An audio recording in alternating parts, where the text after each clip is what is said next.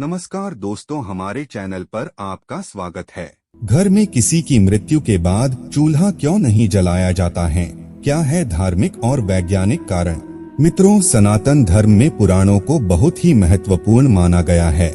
इन्हीं पुराणों में एक खास पुराण है, गरुड़ पुराण। गरुड़ पुराण मनुष्य की मृत्यु के बाद किए जाने वाले संस्कार यानी कि अंतिम संस्कार के लिए कुछ चीजें निषेध बताता है। जैसे जिस घर में मृत्यु हुई हो उस घर में कुछ दिन तक चूल्हा नहीं जलता है। हिंदू धर्म में मनुष्य के लिए 16 संस्कार बताए गए हैं। इन्हीं संस्कारों में एक संस्कार मृत्यु के बाद किया जाने वाला संस्कार है, जिसको अंतिम संस्कार कहा जाता है, जिसका वर्णन गरुड़ पुराण में किया गया है। पक्षी राज गरुड़ ने भगवान विष्णु से जीवन के कुछ विषयों के बारे में सवाल पूछे थे। इन्हीं सवालों के जवाब गरुड़ पुराण में दिए गए हैं।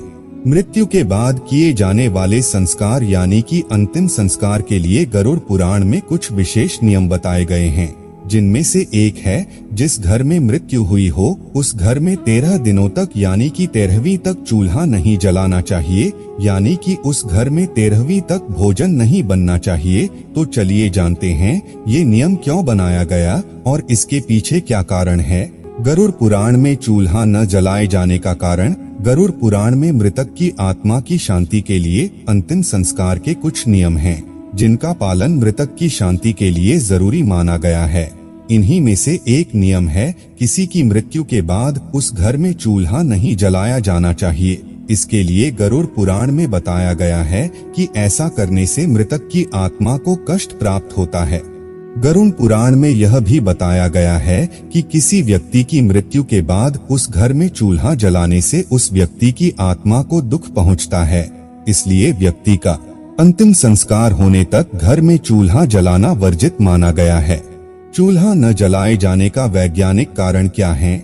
मृत्यु के बाद घर में चूल्हा न जलाए जाने के पीछे का वैज्ञानिक कारण ये बताया जाता है कि मृत्यु के बाद शरीर में उल्टी क्रिया होनी शुरू हो जाती है, जिससे मृत व्यक्ति के शरीर को अंदर के जीवाणु शरीर ही खाने लगते हैं। इससे बहुत अधिक मात्रा में कई तरह के जीवाणु उत्पन्न होने लगते हैं, जिनसे घर के लोगों को संक्रमण का खतरा रहता है।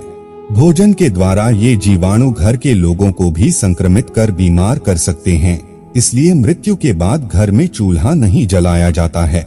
गरुड़ पुराण का पाठ क्यों किया जाता है? गरुड़ पुराण में मनुष्य के जीवन के लिए गर्भ संस्कार से लेकर अंतिम संस्कार तक 16 संस्कार बताए गए हैं, जिनमें 16वां संस्कार अंतिम संस्कार बताया गया है। गरुड़ पुराण में मनुष्य की मृत्यु के बाद आत्मा की आगे की यात्रा के बारे में भी बताया गया है।